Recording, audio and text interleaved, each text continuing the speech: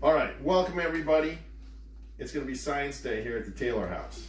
So today I thought I would demonstrate the power of atmospheric pressure.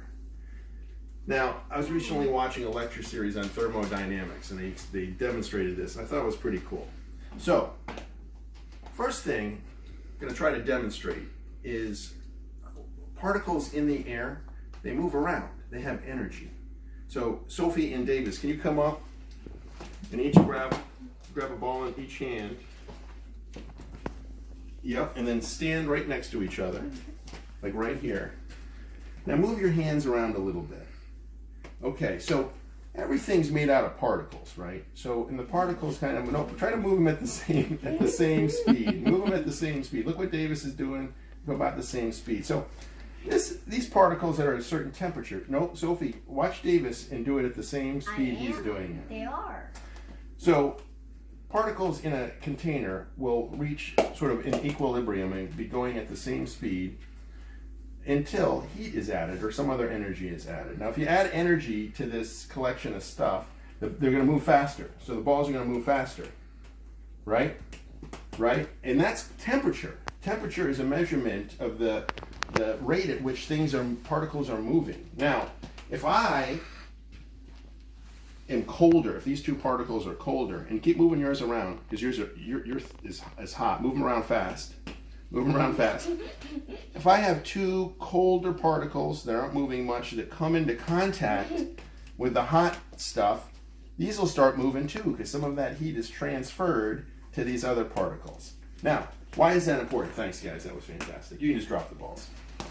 Mic drop. That's right. So, in the atmosphere, there are air molecules. Now, air molecules are always pushing on you because just the way those balls moved around, the balls are kind of, the particles are bouncing off of you. Now, you don't even notice this in your real life because the air pressure, the pressure of the air, the moving air molecules, it's sort of equally pressuring against you, right? So you don't really feel it.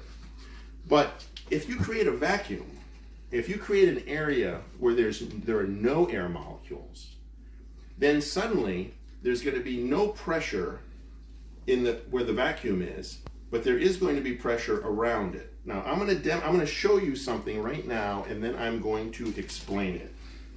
So what we have here are two glass bottles.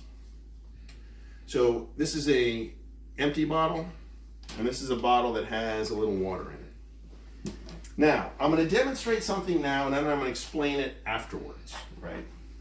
So what I'm going to show you now, I'm just going to open this garbage can just in case something goes wrong. But everybody put your goggles on, safety goggles on.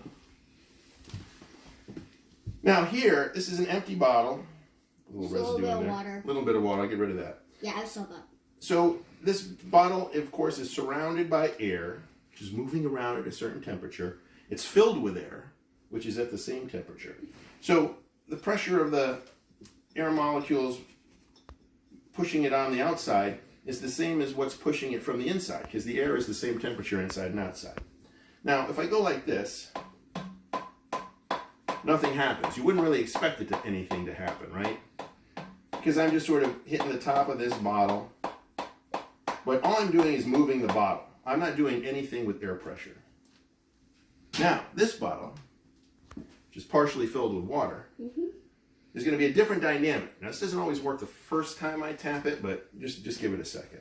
So something's going to happen here that's interesting, and then I'll explain it in a second.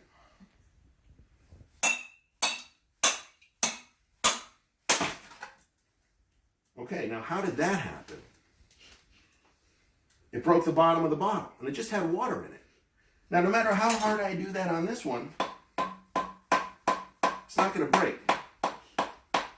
So what happened? Here's what happened. So here's the bottle that had nothing in it. And like I said, there's air pressure all around it, inside it. The air pressure is also pushing out like this. So when I hit this bottle with nothing in it, nothing much happens. But then I filled the bottle with water. Say this is water. Now, when I filled the bottle with water and I whacked it with this mallet, the water here and say this is the water. When I whack the bottle down, for just a second, the bottle came down further than the water. The water kind of stayed where it was just for a second before it, and then created this vacuum. So there's air pressure here, here, and here, and here. But this is absolutely empty space. There are no air molecules in there because there used to be water. And when I push the bottle down, this became empty space. Now, if there are no air molecules in there, what's happening? There's air everywhere else that is pushing in on the bottle, especially going straight down. The pressure of the air going into the open spot of the bottle ends up pushing down on this water so hard, and there's no pressure going back. There's no reverse force trying to keep the water up. So the air pressure, the atmospheric pressure, pushes that water down so hard, it smashes the glass. And that's pretty interesting to me. Now, there was a guy back in the day, I forget his name, but I'll get a picture of him, and I'll flash it up when I edit the video.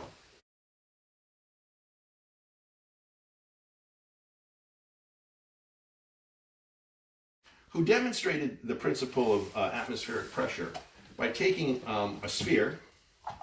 This is an LOL ball. That you stole. Sorry, I'm borrowing it. No, like it was stuck outside. I don't know how it got outside. Okay. Besides, I don't even use the ball. So what he did was he took this sphere, and if it's the sphere right now, there's air inside and outside, so it's easy to take apart. But what he did is he put the two halves of the sphere together and he sucked all of the air out from the inside so that there was no air inside, just like there was no air here in the bottle. And then he took two chains and he attached them to two horses. And the horses were made to try to split this sphere open. There was nothing attaching the two halves of the sphere. It just had no air molecules inside. So that meant that air was pushing against it from all sides, no resistance from inside. So the air pressure was pushing it together, and two strong horses could not pull this thing apart. So it's kind of interesting.